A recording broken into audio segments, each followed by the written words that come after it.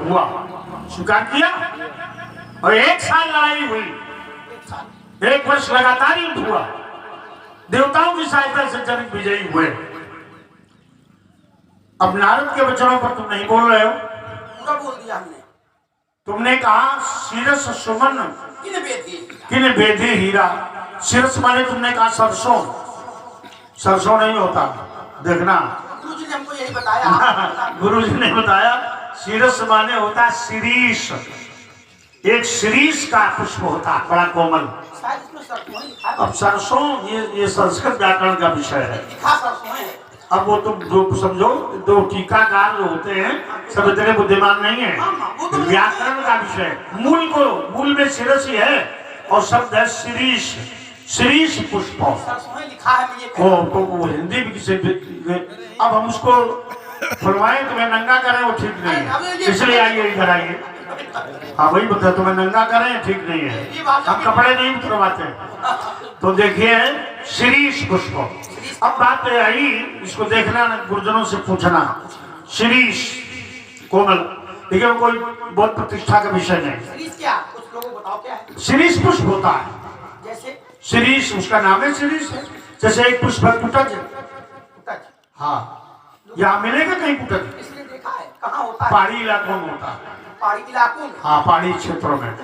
ये अलग अलग है कुटज, शिरीष, इनको संस्कृत शब्दकोशों में ढूंढिए।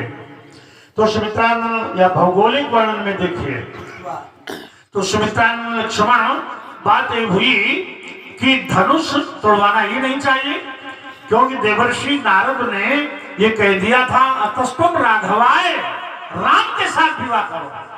तो धनुष तोड़ाना कहां से बीच में आ गया? ये तो जबरदस्ती की बात है।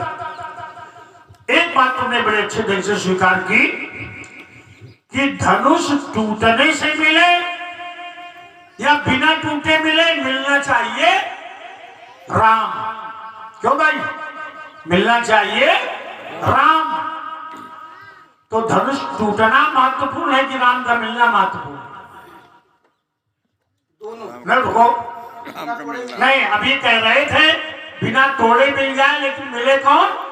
राम। राम तो महत्वपूर्ण कौन है? राम। ना बदलो नहीं, पाला नहीं बदलो। अभी स्वयं कह गया कि धनुष टूटे तो ठीक है, न टूटे मिले राम।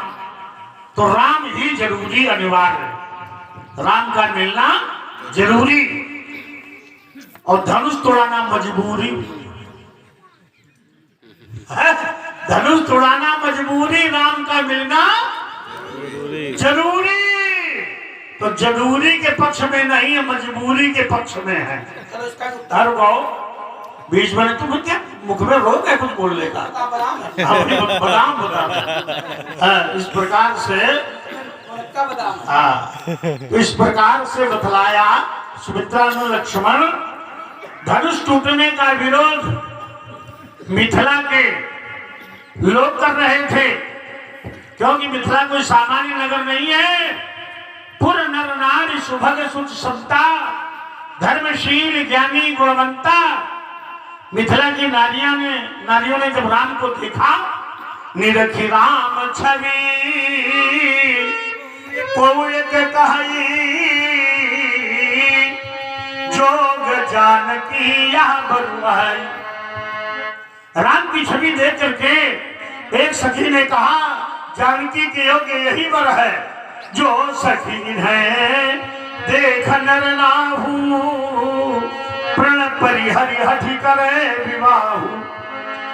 राजा जनक अगर राम को देख ले तो प्रण परिहरि, परिहरि माने छोड़ दे, परिहरि माने त्याग कर दे और विवाह कर दे।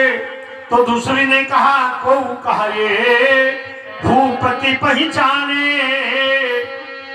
अमुनि समेत सादर सदमाने। सखी परंतु प्रण रावण तजई, अभिधि बस हठि अविवेक ही भजई। राजा जनक हठी है, राजा जनक अविवेकी है, राजा जनक अविवेकी है। ये कौन कह रहा है? मिथिला की नारियां। विधिवत साथी अविवेक कहीं भजई। हर विधि